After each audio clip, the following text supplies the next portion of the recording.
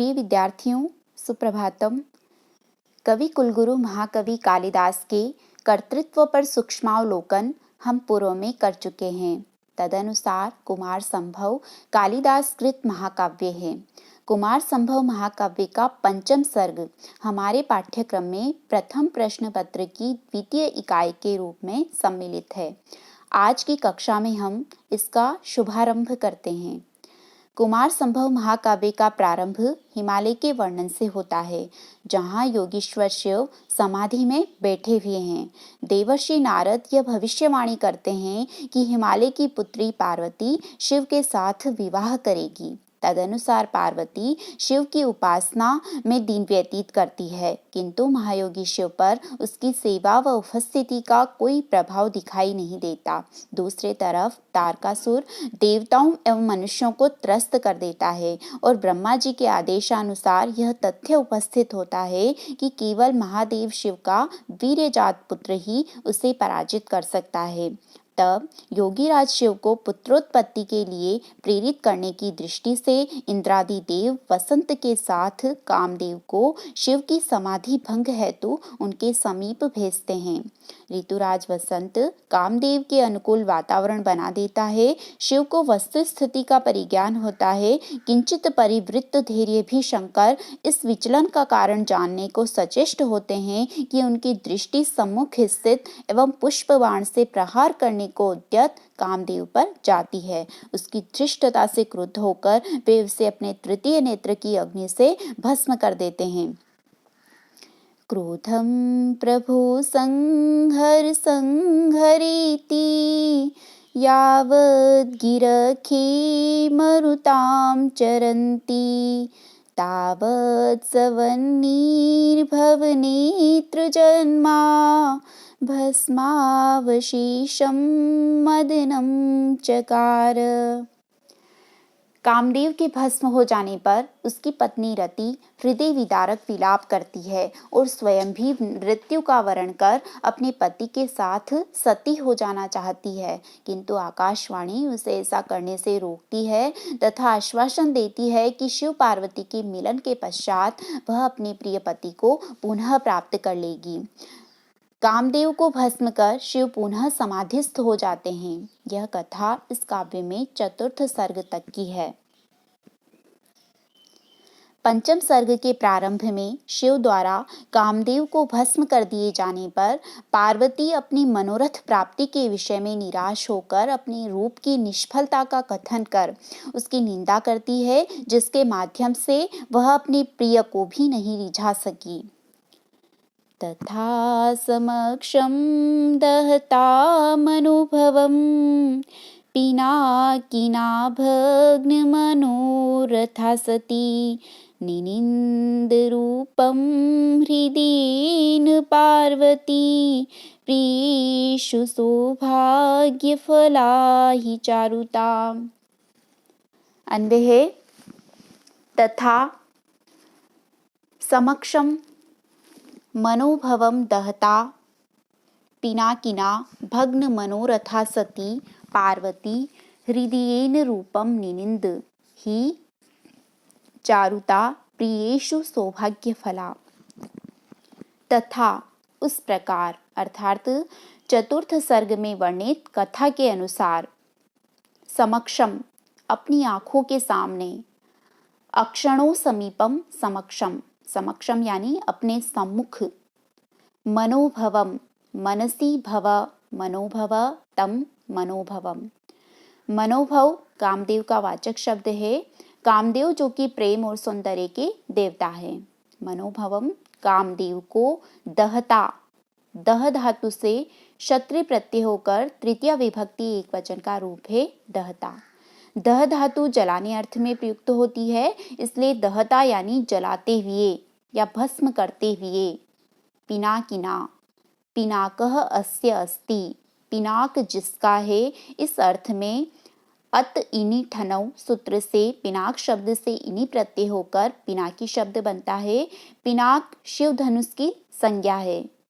शिव धनुष को पिनाक नाम से जाना जाता है, इसलिए पिनाकी यानी पिनाक नामक धनुष को धारण करने वाले महादेव शिव। तृतीया विभक्ति का एक वचन है पिनाकिना, पिनाकिना शिव के द्वारा। तथा उस प्रकार समक्षम अपनी आंखों के सामने मनोभवम दहता, मनोभवम कामदेव को दहता जलाते हुए पिनाकिना शिव के द्वारा भग्न मनोरथा सती पार्वती, भग्न मनोरथा, भग्नः मनोरथ यस्या सा भग्न मनोरथा, भग्न हो गया है या नष्ट हो गया है मनोरथ जिसका, वह है भग्न मनोरथा। मनोरथ इच्छा, आकांक्षा, स्पृहा, लिप्सा, अभिलाषा, कामना, ये सब समानार्थक शब्द है। मनोरथ यानी अभिलाषा या कामना। शिव को पति रूप में प्राप्त करना पार्वती का मनोरथ था, किंतु शिव के द्वारा कामदेव को भस्म किया जाता हुआ देखकर पार्वती शिव के साथ विवाह रूप अपनी मनोरथ प्राप्ति के विषय में निराश हो गई। उस अर्थ में आया है भग्न मनोरथा। सती अस धातु से क्षत्रि प्रत्यय होकर तदनंतर स्त्रीलिंग में गिप प्रत्यय होकर सती बनता है। सती यानी होती हुई, भवंती। भग्न मनोरथा सती, निराश होती हुई।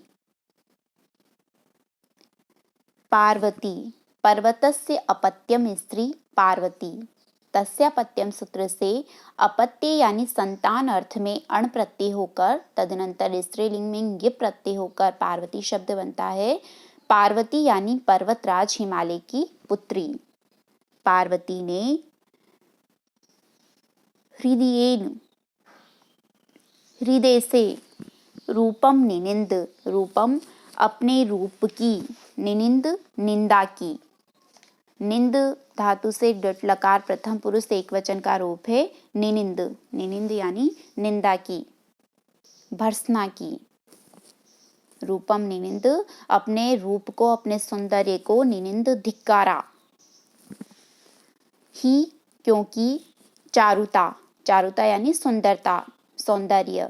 चारु का अर्थ होता है सुंदर। भाव अर्थ में चारु शब्द से तल और तत्पश्चात टा प्रत्यय होकर चारुता बनता है। चारुता यानी सुंदरता, रमणीयता। प्रियेषु, प्रिय के विषय में। सौभाग्य फला, सौभाग्य यानी पति का प्रेम। सौभाग्य फला, सौभाग्य पति का प्रेम ही है। फल यानी प्रयोजन जिसका, ऐसी। सौभाग्यम एव फलम यस्या तथा विधा, सौभाग्य फला। क्योंकि सौंदर्य का फल या प्रयोजन अपने इष्ट पति के प्रेम की प्राप्ति है, इसलिए प्रियेषु सौभाग्य फला ही चारुता, सुंदरता प्रिय के विषय में सौभाग्य रूप फल वाली होती है, पति के प्रेम रूप प्रयोजन वाली होती है। तथा उस प्रकार समक्षम अपनी आंखों के सामने मनोभवम दहता कामदेव को जलाते हुए पिनाकिना शिव के द्वारा भग्न मनोरथा सती, भग्न मनोरथा सती निराशा को प्राप्त हुई पार्वती, पार्वती ने हृदयेन, हृदय से, मन से, रूपम निनिंद, अपने रूप की, अपने सौंदर्य की, निनिंद निंदा की, कि मेरे इस अलौकिक सौंदर्य को धिक्कार है जो मेरे प्रिय शिव को मेरी ओर आकृष्ट या मोहित न कर सका और शिव के मन को वशीभूत करने में असमर्थ रहा। ही क्योंकि चारुता, सुंदरता प्रियेषु, प्रिय के विषय में सौभाग्य फला, सौभाग्य रूप फल वाली होती है। अर्थात वास्तविक सौंदर्य वही है जो अपने प्रिय के प्रेम रूप सौभाग्य के फल वाला हो। सुंदरता का एकमात्र प्रयोजन यही है जिसके द्वारा अपने प्राण प्रिय पति के प्रेम की प्राप्ति संभव हो सके। जिस सुंदरता में पति अनुरक्त न हो सके वह सुंदरता व्यर्थ है। इस प्रकार प्रियेषु सौभाग्य फला ही चारुता, इस उक्ति का भाव यह है कि सौंदर्य की सार्थकता या सफलता इसी में है कि सौंदर्य अपने प्रियजन को अपनी ओर आकृष्ट कर पाए। जिस सौंदर्य से स्त्री अपने पति का प्रेम प्राप्त नहीं कर सकती उसका वह सौंदर्य निष्फल है। इस पद्य में भारतीय संस्कृति के व्याख्याता महाकवि कालिदास ने भारतीय परंपरा का पूर्ण निर्वहन किया है। भारतीय संस्कृति की यह मान्यता रही है कि स्त्री के रूप सौंदर्य में पति को लुभाने, आकृष्ट करने और जीतने की सामर्थ्य होनी चाहिए। अभीष्ट पति की प्राप्ति में ही स्त्री सौंदर्य की सफलता है। महाकवि कालिदास को सहृदय समीक्षकों ने प्रेम और सौंदर्य का कवि कहा है। प्रस्तुत पद्य में आत्मिक सौंदर्य की निखार की मार्मिक अभिव्यक्ति हुई है। कालिदास जी ने शारीरिक सौंदर्य की अपेक्षा आध्यात्मिक सौंदर्य को अधिक स्पृहणीय माना है। शिव के द्वारा कामदेव को भस्म कर दिए जाने पर पार्वती ने अपने बाह्य शारीरिक सौंदर्य की निरर्थकता को समझकर आंतरिक सौंदर्य से इष्टपति की प्राप्ति का निश्चय करके तपश्चर्या का प्रारंभ किया। वस्तुतः स्त्री का वास्तविक सौंदर्य सच्चरित्रता है। अतएव पार्वती जी ने तपस्या के द्वारा अपने सौंदर्य को सफल बनाना चाहा। ऐसे आंतरिक सौंदर्य का फल ही प्रेम और सौभाग्य है। इस प्रकार महाकवि कालिदास ने अपने साहित्य में सौंदर्य और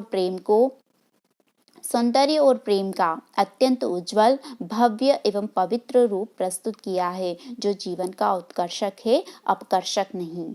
यहाँ सौंदर्य की विफलता रूप विशेष का प्रियेषु सौभाग्य फला ही चारुता, इस चतुर्थ चरण के सामान्य वाक्य के द्वारा वेधर्म से समर्थन किया गया है। अतः प्रस्तुत पद्य में अर्थांतर न्यास अलंकार का प्रयोग हुआ है, जिसका लक्षण होता है सामान्यं वा विशेषो वा तदन्येन समर्थ्यते, यत्तु सो अर्थांतरन्यासः साधर्मेणेतरेण वा।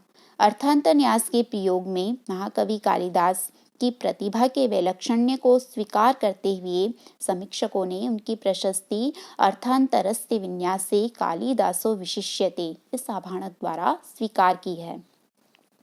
साथ ही यहाँ पर पार्वती के मनोरथ के नष्ट होने में शिव के द्वारा कामदेव दहन को हेतु रूप में उपस्थित किया गया है। अतः काव्यलिंग अलंकार भी प्रस्तुत पद्य की चारुता वृद्धि कर रहा है।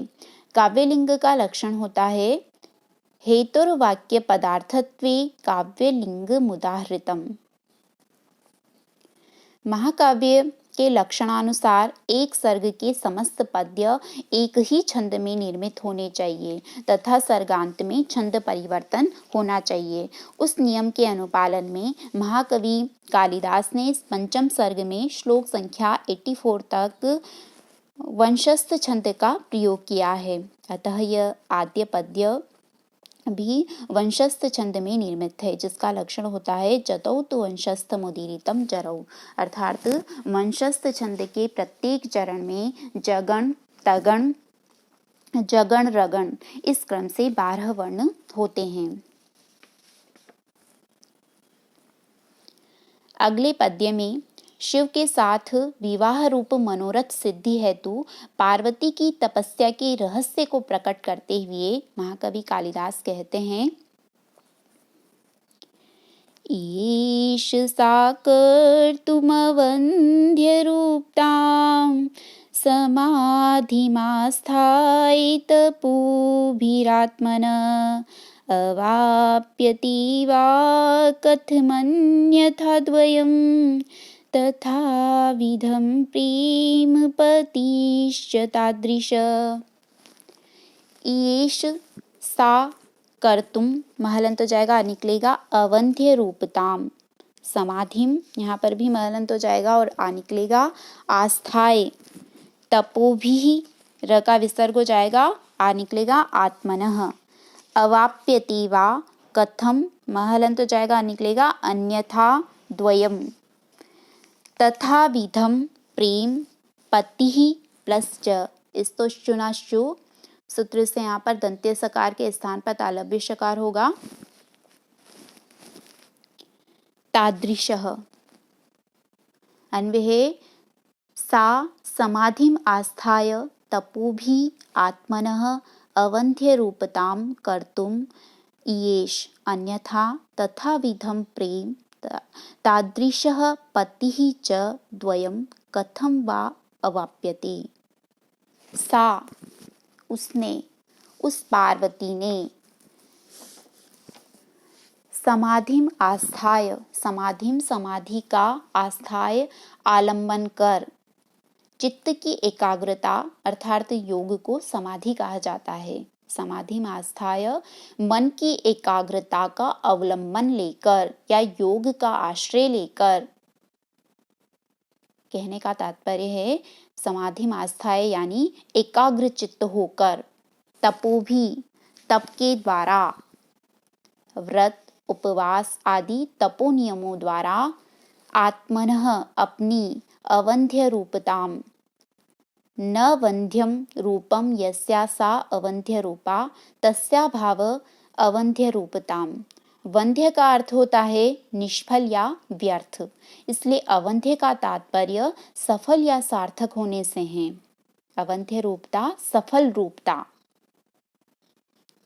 कर्तुम करने के लिए, ईयेश ईयेश इच्छा की, इश धातु लिट लकार प्रथम पुरुष एक वचन है, ईयेश इच्छा की। तपो भी तपस्या के द्वारा, आत्मनः अवंध्य रूपताम कर्तुम अपने रूप को सफल, अवंध्य यानी सफल, कर्तुम बनाना, ईयेश चाहा, अपने रूप को सफल बनाना चाहा या अपने सौंदर्य को सार्थक करने की चेष्टा की।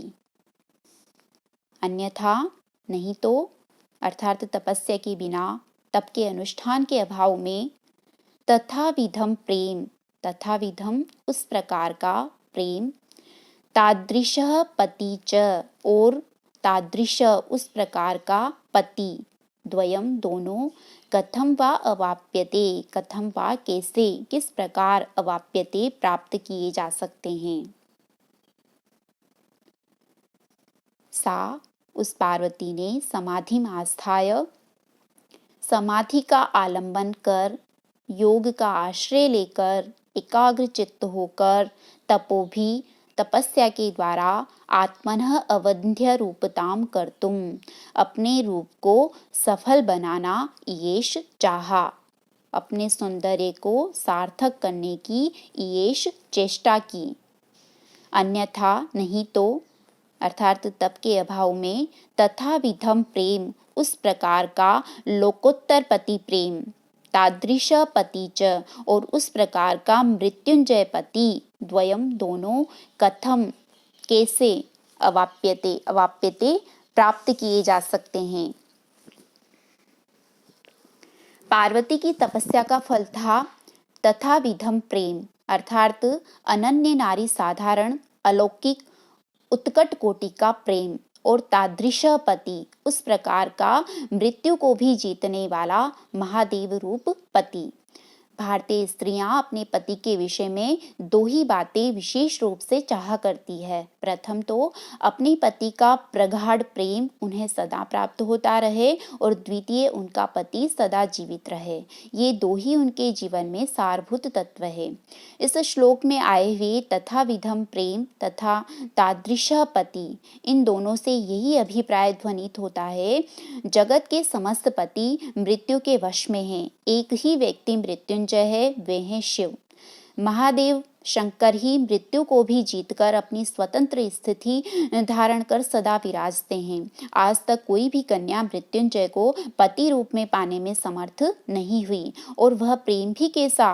कालिदास जी ने तथा विधम शब्द के भीतर गंभीर अर्थ की अभिव्यंजना की है। शंकर ने पार्वती को अपने मस्तक पर स्थान दिया है।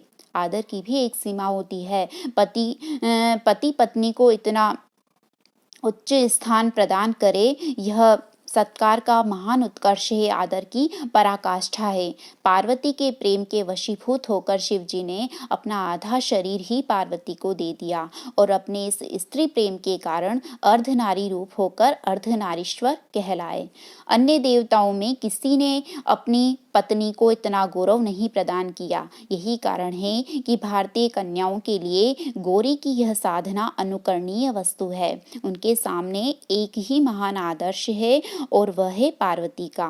तपस्या ने पार्वती को इतना महत्वपूर्ण स्थान प्रदान किया है। भारतीय समाज में गौरी पूजा का रहस्य इसी महान स्वार्थ त्याग के भीतर छिपा हुआ है।